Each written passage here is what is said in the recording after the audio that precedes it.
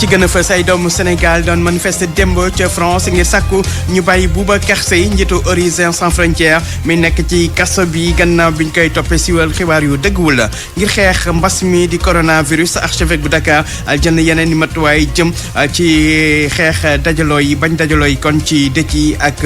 sëkk yi ñi nga xamante ne ñooy kilifa yi yor wàllum càmm ci réew mi taxaw temb gannaaw bi grippe aviaire fàtte ay pélican fële ca parc bu Djoudj ay nit nag di ay techniciens yóbbal na leen foofu la ngir xool mbir mi lan moo ko waral tàggat yaram football ñuy wéyal tey juróomeelu bëccëg bu championnat bu Ligue 1 match bu ñuy xaar diggante Teungueth FC ak Jaraaf di ñaari équipe yu toogal Sénégal ci Coupe d'Afrique yi jàmbaar moom am na defetam bu njëkk ci saison bi ci kanamu Douane mi ko dóor benn bal ci dara yaatal gi ci sport weekend lay doon mu nekk li gën a fës ci xibaar yi ne si doon nañ ci ay faram-fàcce.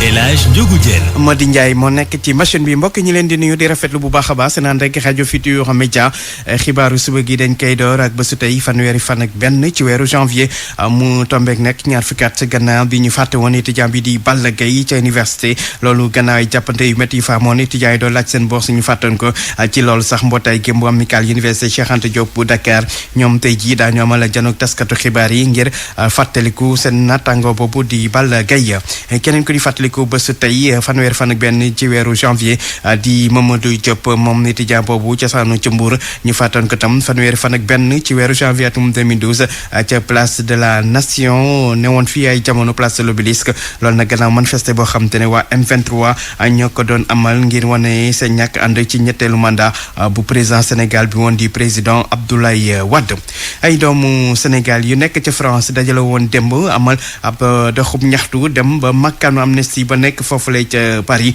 li ñu bëgg nag mooy ñu bàyyi Boubacar Seye njiitu Horizon Sans Frontières mi nga xam te ne ëpp na fukki fan bi ñu ko jàppee ndax liñ koy tuumaal di siwal xibaar yu dëgguwul ñoom nag nee nañ jàpp gi ñu jàpp Boubacar Seye tegul fen nañ ko bàyyi Cheikh Sidou Sila moon toogal ca Paris.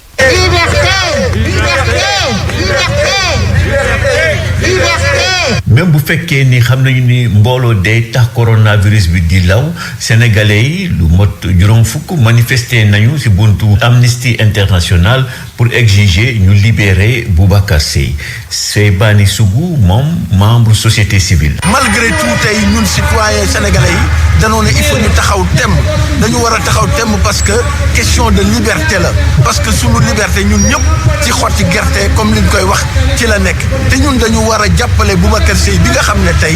moom dañ ko jàpp te niñ ko jàppee ñun dañu jàpp ne kidnapping d'état la jàppuñu ko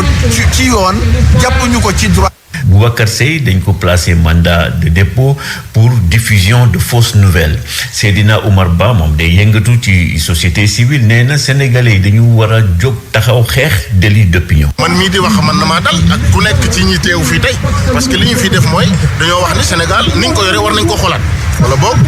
ñuy rendre compte boog ci li ñuy doxali réew loolu rek la wax parce que délit d'opinion amul ci démocratie war naa mën a wax xalaat li mu xalaat wax ko bu fekkee ni moo tax ñu teg ko loxo kon ku nekk mën nañ ko toog loxo ëllëg moo tax ma jàpp ni ñëw ñu fi certes pour Boubacar Seye rek parce que moom mooy peut-être ki tax ñu ñëw mais en réalité pour nous tous. organisateurs yi nee nañu dinañu jël yeneen initiative pour xamal opinion internationale situation président ONG Horizon Sans Frontières ku doon jokkoo ak yéen fii ci Paris Cheikh Sidou Sila RFM. Cheikh Sidou Sila ñu yokk ci ne rek fàttali Boubacar Seye moom àjjuma ba léegi mu nga nag ca pavillon spécial bu Aristide Le Dantec ndaxte wér-gu-yaram moo sooxe bu baax a baax ñu daal di koy yóbbu foofu ngir daal di seetu wér-gu-yaram moom njiitu kuréel gii di Horizon Sans Frontières di xeex ngir àq ak yelleef fu ñuy xam te ne ñooy doxandéem yi doomu Sénégal ya nekk ca bitim réew 8h tegal juróomi minutes. RFM rajo askan wi. wax ci leneen jëm ci wàllu tolluwaay mbas mi di coronavirus ak ni muy lawee ci réew mi ñu bëri di ci ñàkk seen bakkan rawatina nag jamono ji nga xam te ne am na beneen xeetu virus boo xam te ne feeñ na ci ñi koy woy variant britannique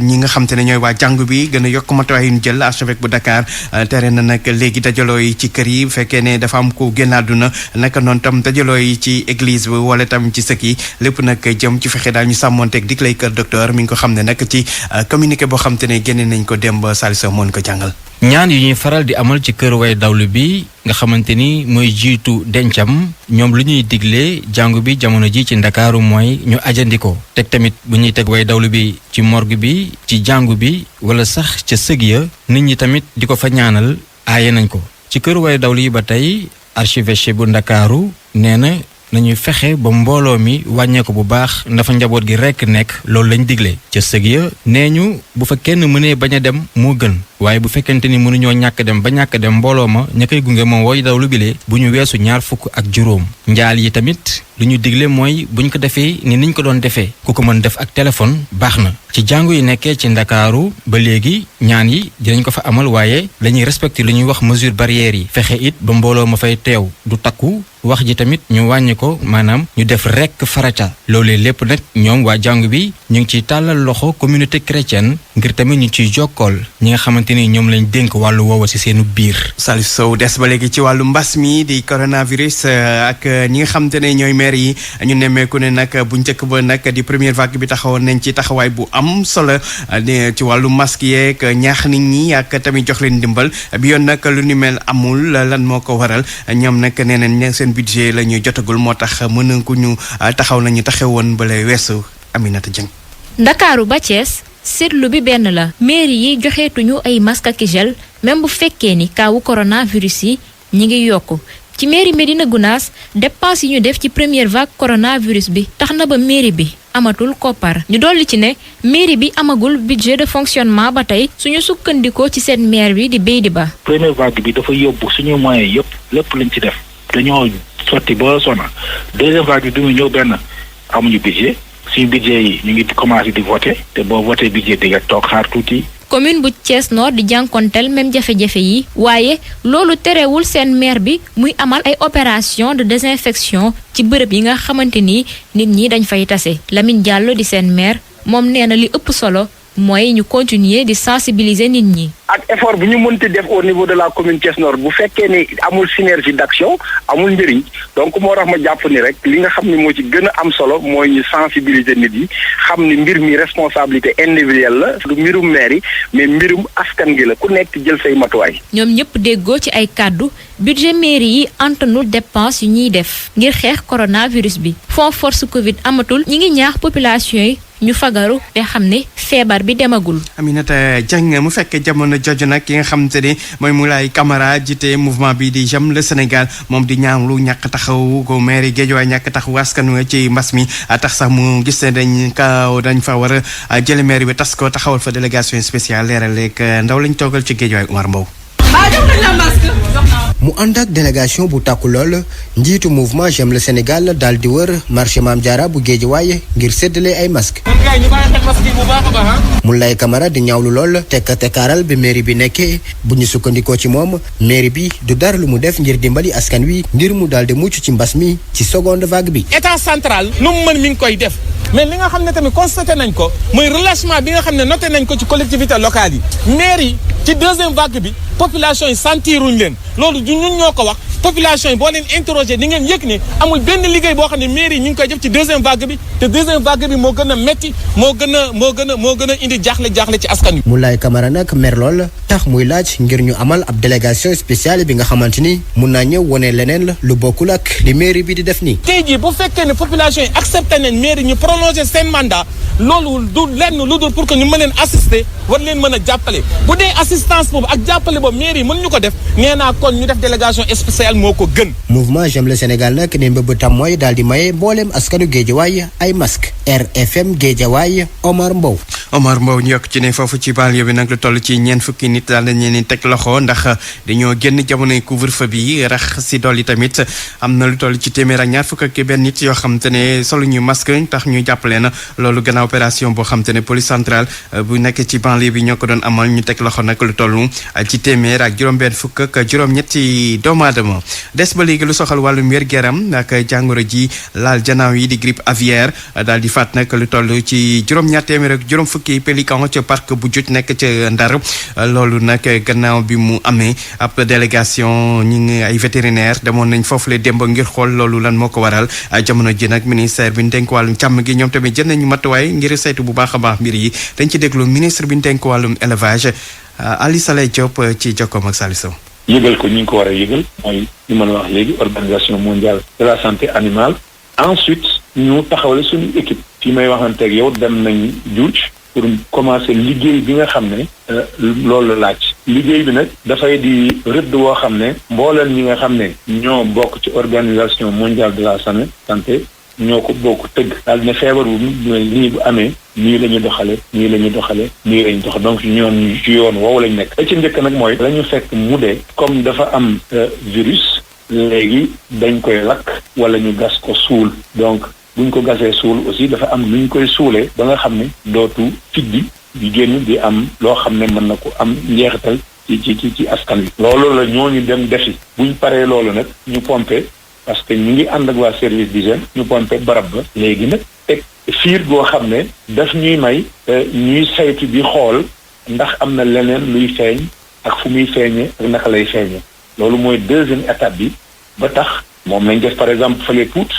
ba léegi nag duñ dara. mu nekkoon ministre bi ñu dénk wàllu càmm gi ministre élevage di Abdou Saleh Diop 8h tegal fukki minutes ak ñeent. pour man RFM mooy rajo bi gën a jege askan wi. RFM rajo bi jaamu seen soxla. wax lu soxal wàllu mbay mi ak taxawal gu ñu war a taxawal ca diwaanu Casamance rawatina ca dëkk bi di Aliane Agropole Sud bi nga xamante ne dafa jëm ci soxali mbay mi ñi nga xamante ne nag mooy président conseil départemental bu Goudomp gis ne dafa am ay mbir yoo xamante ne moo jiitu fokk nag opération bi am yi di amal ci nag wàllu woowu daal di not ba pare ñu xool mbir yi nan nañ koy doxalee ndaxte fokk jàmmoom su ko defee ñu mën a wax wàllum suqaliku Lamine Ba. opération yi nga xam ne l'armée ba nga koy amal jamono ji ci bët saalumu réew mi bokk na ci département bu Ziguinchor waaye it fa nga xam ne moo di département bu Goudomp l'armée bi nag ci communiqué bi nga xam ne génne na ko leeral na li ko tax a jóg mooy fexe ba lii di économie criminelle bi ñu jëlee ko fa waaye it raxas diwaan yooyu ba woy daaw lak wi mën a ñibbi si seen dëkk yi lee kii di président conseil départemental bu Goudomp rafetlu li ni mel Moussa Bokoum. lu baax la parce que nit ñi aussi pour ñu mën a liggéey pour développement mën a am il faut sécurité am donc sécurité boobu xam naa loolu ci loolu la état di nekk donc ñun ñoo gën a soxla sécurité ñun population ñun ñoo soxla sécurité état ñoo fekk ni donc dañ koy rafetlu rek département de Goudomp frontière la ak Guinée-Bissau pratiquement loo gis am na fa donc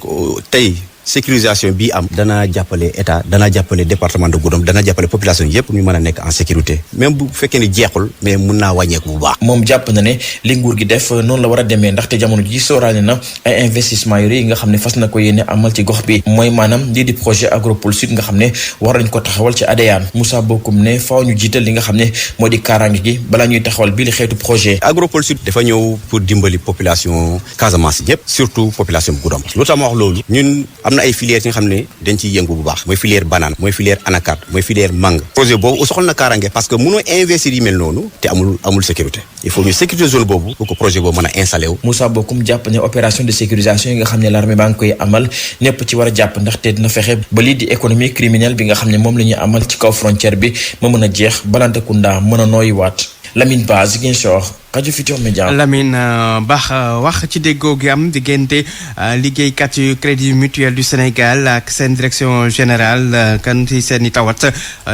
na déggoo googu nag nañ ko xaatim nag démb ca Thiaré nekk ca diwaanu Kaolack ñaari wàll yëpp gis ci seen bopp ne nag daañu fexe ba dal ak jàmm di woy foofule ca kër ga di crédit mutuel du Sénégal Ibrahima Diamé. ñaari pàcc yi kon daal di joxante loxo signé li ñuy duppee accord d'entreprise mu mel ni kon diggante direction générale bu CMS ak liggéeykatam mel na ni mburoog soow ndax document bi lee ëmb na lu bëri ci saafara doléance li liggéeykat yi doon joytu Amadou Jacques Diop moom mooy directeur général crédit mutuel du Sénégal. ci biir accord d'entreprise bi la ñuy wax yenn avantages yi yenn primes yi yenn li dox daal ci diggante bi direction ak fonds yëpp dañ ko xoolaat waxtaanee ko nag waxtaan bu xaw a yàgg tuuti ndax dañ ci bëggoon waxtaan bi am base yu baax te li ñuy teg ñu def ko ci mu mun ñu tënk ci ay at loo taxoon bi yàlla dimbalee nag ba lépp ñu jubóo juboo ci tey dañu doon def la signature symbolique pour wane ne fànn yi nga xam ne moo tënk suñu diggante personnel bi yëpp juboo nañ ci. document bi nag ëmb na lu mot ñeent fukk ak juróom-ñaari poñ yu nga xamante ni dal na xel bu baax a baax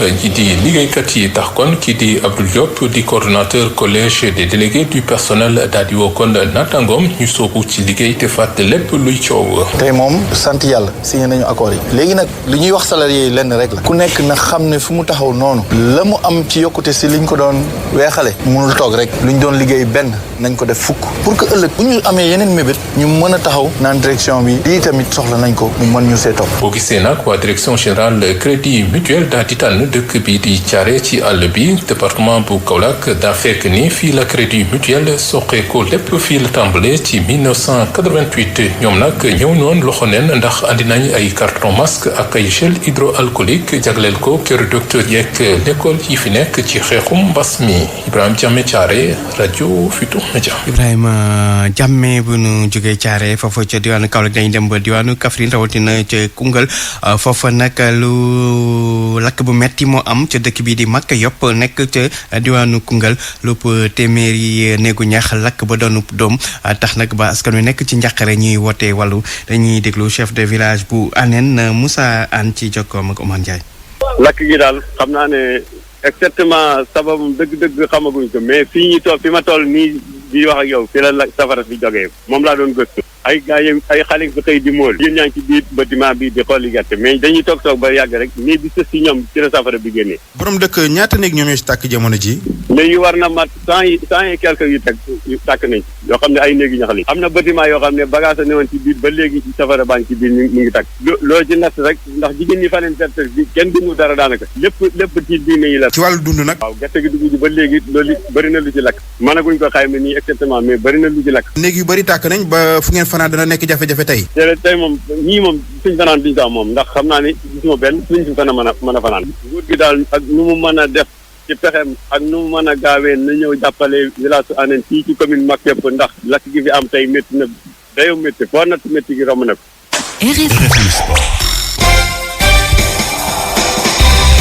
yegsi ci xibaaru tàggat yaram yi sport weekend andi ceeg Malal Junior Diagne.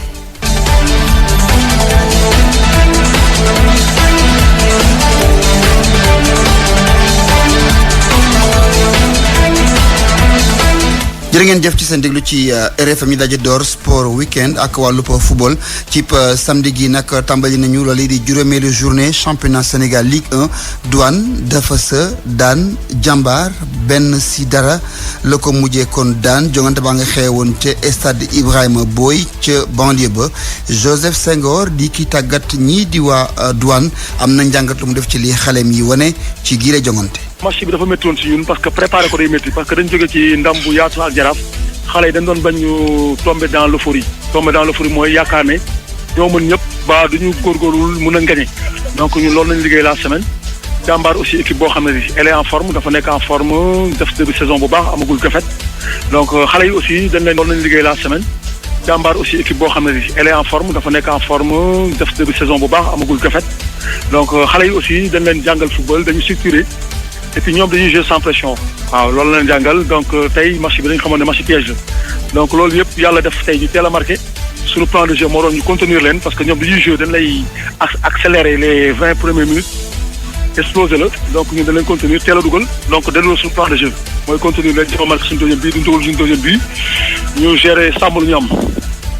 kaddu yooyu nag suñu natango Idiwan moo ko daal di rek tataan nu waxtaanee leneen ci jongante yi amoon ci samedi gi ndax Pikine dafa tembo ak waa Dakar Sacré-Cœur kenn dugalul dara ci sa kangi morom si dimanche ji nag am na jongante yu nu jàpp gën na ca fës équipe bu génération foot moo dee kon daje ak waa Casa Sport loolee ca Déni Biram Ndaw la nar a doon match boobu nag la tam solo mooy ñaari équipe yëpp dañoo kon jógee ci défaite ñu war a taxaw tem ñoom ñaar ñooñee ngir kon fexe ba suqalikuwaat ci gile championnat geneen jongante bu ñuy xaar ci dimanche ji mooy dox diggante Teungueth FC ak waa Jaraaf bu Ndakaaru ñaari équipe bi ñoom ñoo teewal Sénégal ci biti réew muy compétition africaine yi war a kon daje mu nar a doon soq ci wàllu football Salif Sow. diggante ñaari équipe yu war a taxawal Sénégal ci Afrique xeex bile di yomb juróomeelu bëccëgu championnat bile ki ko jiite am fukki poñ moo war a jàkkaarloog ki nga xamante ni moo nekk ci juróomeelu place bi am juróom-ñaari poñ Tëngéej FC war a bombanteeg Jaraaf bu Ndakaaru ñoom doomu Tëngéej yile ñoom ñoo war a dem Ligue africaine des champions waa Médina ñoom ñu ngi waajal tour cadrage coupe des confédérations bu CAF Jaraaf kon am na occasion pour waa Tëngéej ne ñoom it mën nañu dara ci juróom-ñaari match yu ñu jot a am ñeent ya Tëngéej FC moom moo ko gagné ñoom ñoo dóoroon sax Jaraaf at mi weesu at wële ca gannaaw ñoom doomu Tëngéej yi le toog nañu ñaar fukk ak ñaari match yoo xamante ni kenn gagné wu leen bu ñu boolee lépp loo xamante ni football nañ ko waaye Jaraaf bi la yoon bu jëlee defet mën na koo sonal bu baax Tëngéej FC Jaraaf ñaar ñi war a teewal Sénégal bitim réew ci wàllum football mën nañ ne di yomb benn yoon match bi dimanche bi la bu ñeenti waxtu jotee ca Tanière Brigno Merci. ñu jàpp itam ba tey ci dimanche ji ni Njàmbur dina daje ca Louga ak waa Mbour Petite Côte Gorée moom dina laale ak waa Ñaari Tali laata yooyee jongante Tëngéej FC ba léegi dafay wéy ji des ci kaw bu fekkee am na ndam ci dimanche ji mën naa am fukki poñ ak ñett ndax fukki poñ képp la yor Jàmbaare ca topp amagum na fukki poñ donte dafa daanu ci samedi gi Pikine dafa daal di yéeg ci li nga xam ne rek moom itam moo di programme gi daal di nag gën a defar toogaayam ñu jàpp ci wàllub Ligue 2 nii ci samedi gi Amitié moom dafa daal di daan waa Africa Promo 1-0 Kër Madior dem daan Jamono Fatick 1-0 Demba Diop FC dalal EJ Fatick door ko 2-0 Thiès FC dafa ñàkk diggante ak Renaissance 2-1 si dimanche ji ne Sonacos Sport noo de joué Guédiawaye ak Duc Linguère di dajal équipe bu Wakam ca Ndar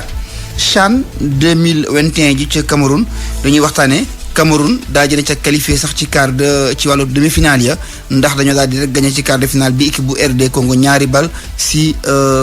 benn match ba Eto'o moom ma nga woon ca terrain ba beneen jogante ba Mali moo ca daal di qualifié moom Maliens yi dañu daal di gagné Congolais yi ci série de tir au but juróomi tir si ñeent le match ba mujjee si dimanche ji nag ne Maroc ak Zambie nooy joué équipe bu Guinée itam war na daale ak waa Rwanda. ñu waxtaanee basket ngir daal di jeexal jàpp nañu ni suwe nañu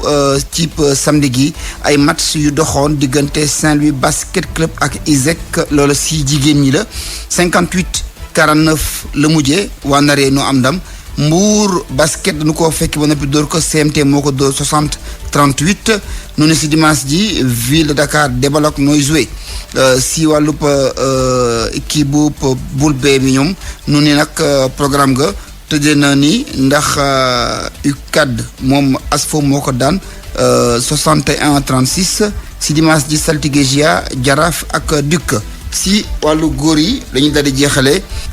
programme ga Saint-Louis basket moom dafa ñàkk ci góor ñi ndax waa UGB ñoo leen dóor 69-56 Saltigué ñàkk diggante mook Duc 89-62 USO daan Sibac 60-50 équipe bi di